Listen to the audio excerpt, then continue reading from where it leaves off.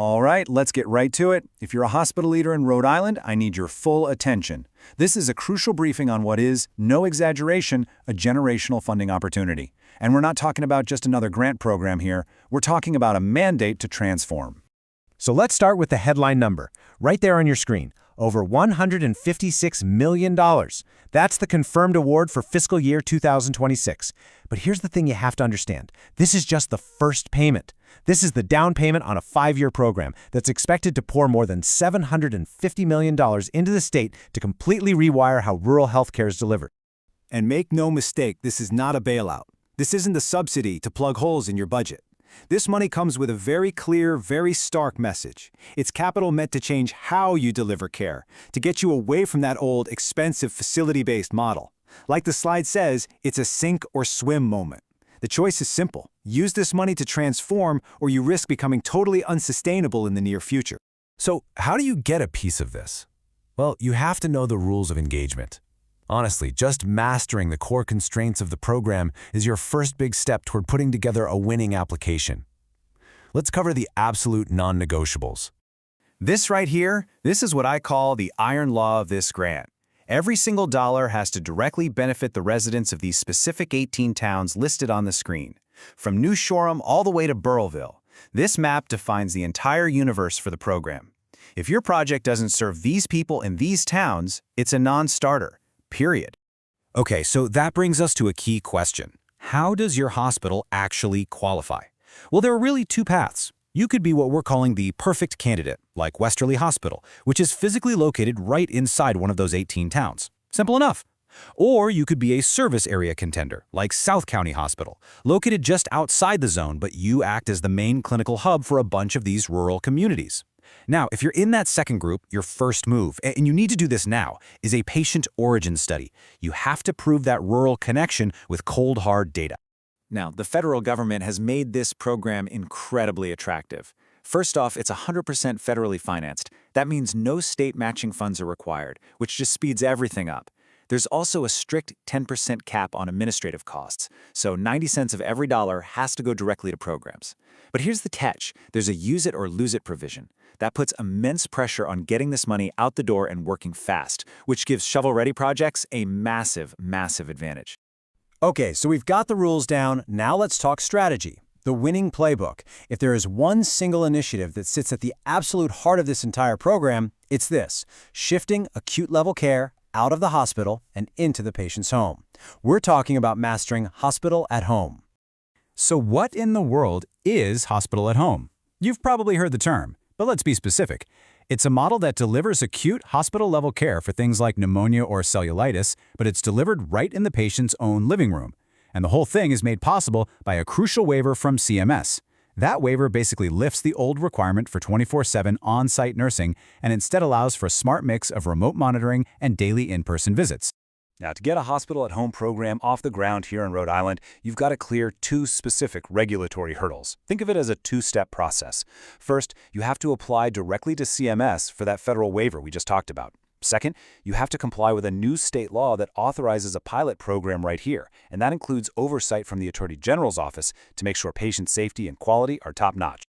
Now, this is where the design of this grant gets really, really smart. You see, the biggest problem with hospital at home, especially in a rural area, is what's called windshield time. It's just not financially sustainable to have your expensive hospital RNs driving all over the county for a couple of visits a day. So what's the solution? Well, the grant actually funds a partnership with local EMS. You use their mobile integrated health paramedics to do the in-person visits. It turns a logistical nightmare into a sustainable, community-based model. It's brilliant. So, when you're building your budget, what do you actually ask for? This is crucial. Your grant needs to cover the specific startup costs that insurance simply won't. I'm talking about the logistics software platform that runs the whole show, the remote patient monitoring kits that go in each home, the legal and consulting fees for those waiver applications, and, this one is critical, operational support for the first year to cover your costs while patient volume is still ramping up. You know, you can't have a modern hospital-at-home program without a rock-solid digital backbone to connect everything. And that brings us to our next section, building your digital bridge. Let's look at the massive amount of capital funding that's available for the technology needed to tie this new model of care together. Under Initiative 12 of the state's plan, we're talking about an estimated $140 million. Let that sink in. $140 million set aside specifically for health IT modernization in these rural zones. This is almost certainly the single largest pool of capital funding your hospital is going to see this decade. But, and this is a big but, you have to spend it wisely. The grant is explicit. It will not fund business as usual. You can't use this money to pay your annual Epic maintenance fee or just for a simple version upgrade. No. The funds are designed for strategic projects that build new connections. Think interoperability engines that finally let you talk to the rural FQHCs, major cybersecurity upgrades to protect those networks, or new telehealth infrastructure for community clinics. So here's a concept that's an absolute home run for this grant: the digital bridge. Propose a project that creates a unified data layer for your entire rural service area. Just imagine it, pulling clinical information from every provider, the FQHCs, the specialists, your own hospital, into a single, shared record for every patient. This directly attacks the data silos that have plagued rural care for decades, and it's exactly the kind of big, transformative thinking this money is for. Okay, we've covered the opportunity, we've covered the rules, and we've talked about the winning strategies. So let's bring it all together in our final section, a clear, actionable roadmap to get you from where you are today to getting funded and launching. Here's what your next few months could look like. January 2026, you mobilize. That means forming a steering committee, pulling that patient origin data we talked about, and starting conversations with your EMS and FQHC partners. By February, you're designing. You're drafting your hospital-at-home protocols and, critically, submitting your CMS waiver application. Then, in March, you apply. You submit that subgrant application to the state, and you make sure it's packed with letters of support from your rural town councils.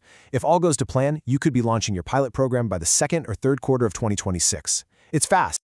As you're putting that application together, just keep these keys to success right in front of you. 1. Lead with data. That patient origin study isn't optional. 2. Form a real consortium. Show formal signed partnership agreements. 3. Get community buy-in.